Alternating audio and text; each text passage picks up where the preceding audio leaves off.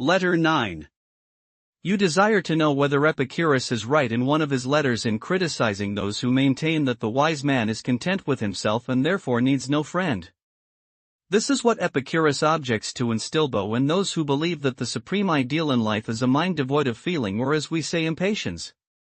We are bound to involve ourselves in ambiguity if we try to express in a single word the meaning of the Greek term apatheia by transferring it straight into our word impatientia. For it may be understood in the opposite sense to the one we wish, with people taking it to signify the man who is unable to endure anything that goes badly for him instead of what we mean by it, the man who refuses to allow anything that goes badly for him to affect him. Consider then whether it might not be preferable to call it a mind that is invulnerable or above all suffering. The difference here between the Epicurean and our own school is this: our wise man feels his troubles but overcomes them, while their wise man does not even feel them. We share with them the belief that the wise man is content with himself. Nevertheless, self-sufficient though he is, he still desires a friend, a neighbor, a companion. Notice how self-contented he is. On occasion such a man is content with a mere partial self if he loses a hand as a result of war or disease, or has 1/9 of his eyes, or even both, put out in an accident. He will be satisfied with what remains of himself and be no less pleased with his body now that it is maimed and incomplete than he was when it was whole. But while he does not hanker after what he has lost, he does prefer not to lose them.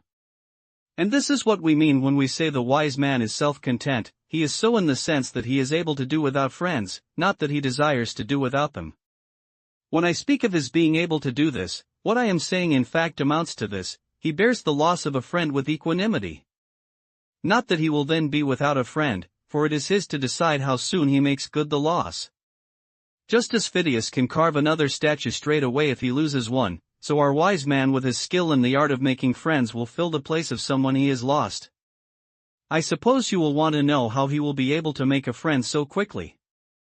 Well, I shall tell you, provided we agree that I may make this the moment to pay my debt and square my account so far as this letter is concerned. I shall show you, said Hecato, a love philtre compounded without drug or herb or witch's spell. It is this: if you wish to be loved, love.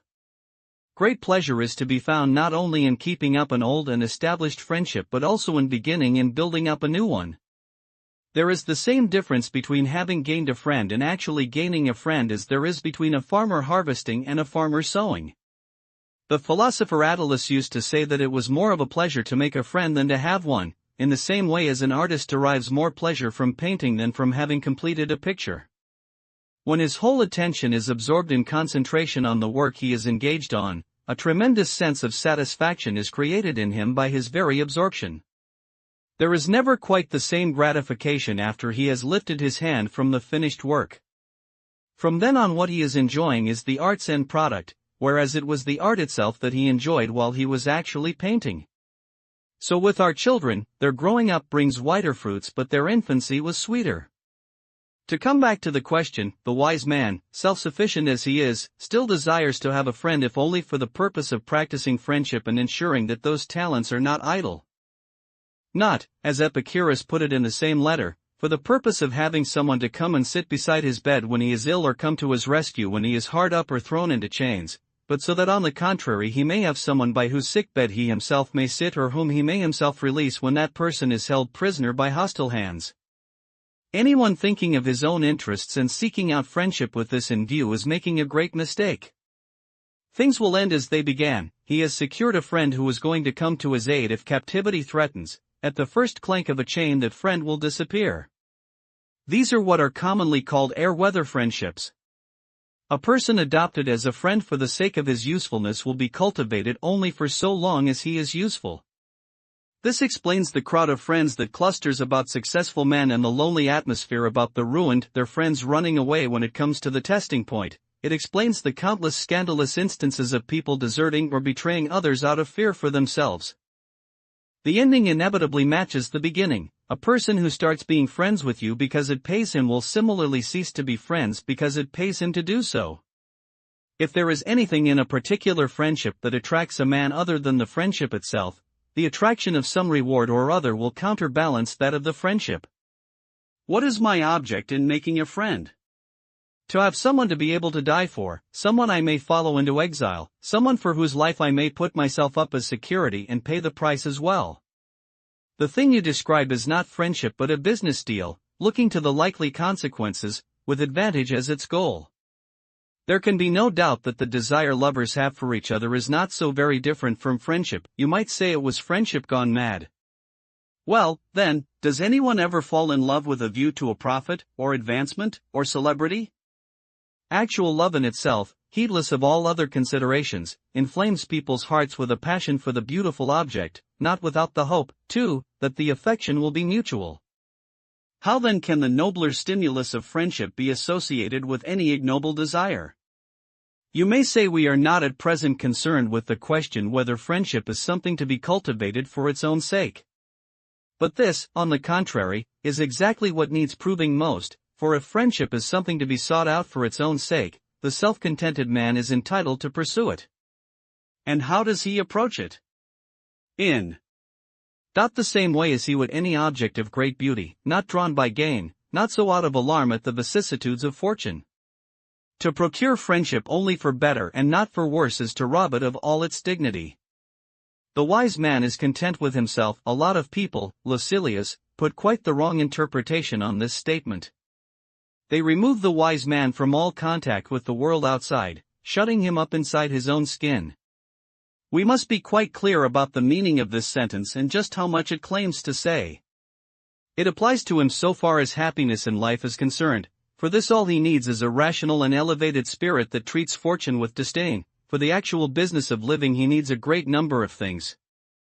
I should like to draw your attention to a similar distinction made by Chrysippus. The wise man, he said, lacked nothing but needed a great number of things, whereas the fool, on the other hand, needs nothing, for he does not know how to use anything, but lacks everything.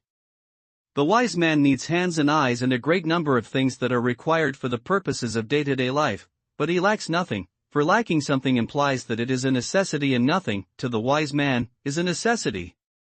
Self-contented as he is, then, he does need friends and wants as many of them as possible, but not to enable him to lead a happy life. This he will have even without friends. The supreme ideal does not call for any external aids.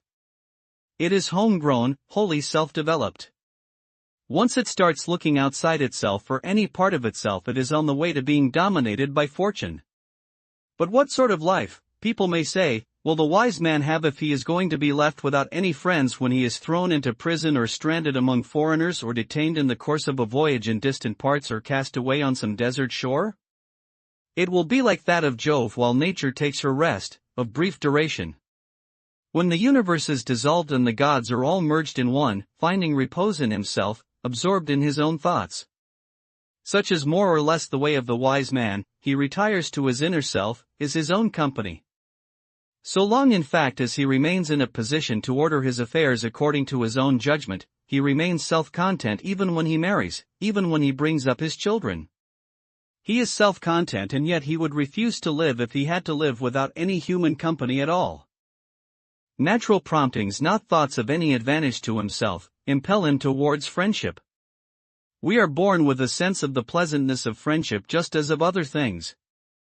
In the same way as there exists in man a distaste for solitude and a craving for society, natural instinct drawing one human being to another, so too with this there is something inherent in it that stimulates us into seeking friendships.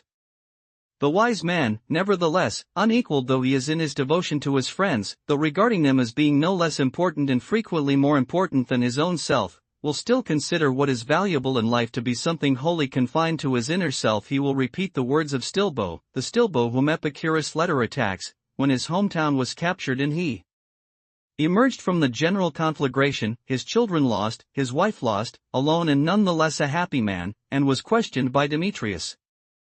Asked by this man, known, from the destruction he dealt out to towns, as Demetrius the city sacker, whether he had lost anything, he replied, I have all my valuables with me.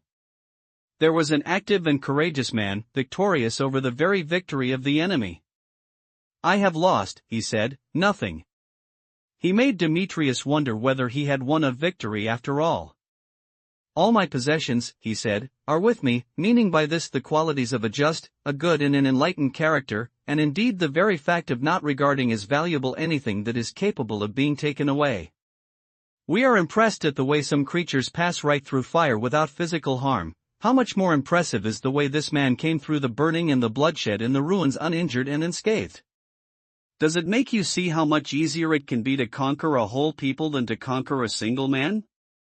Those words of Stilbo's are equally those of the Stoic.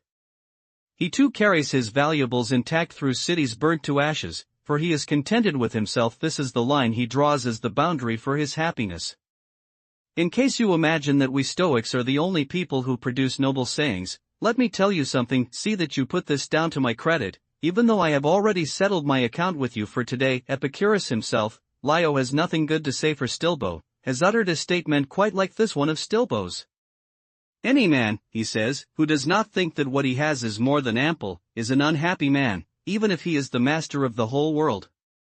Or if you prefer to see it expressed like this, the point being that we should be ruled not by the actual words used but by the sense of them. A man is unhappy, though he reign the world over, if he does not consider himself supremely happy. To show you, indeed, that these are sentiments of a universal character, prompted, evidently, by nature herself, you will find the following verse in a comic poet: "Not happy he who thinks himself not so." What difference does it make, after all, what's your position in life as if you dislike it yourself? What about so-and-so, you may ask, who became rich in such a despicable manner, or such and such a person who gives orders to a great many people but is at the mercy of a great many more? Supposing they say they are happy, will their own opinions to this effect make them happy?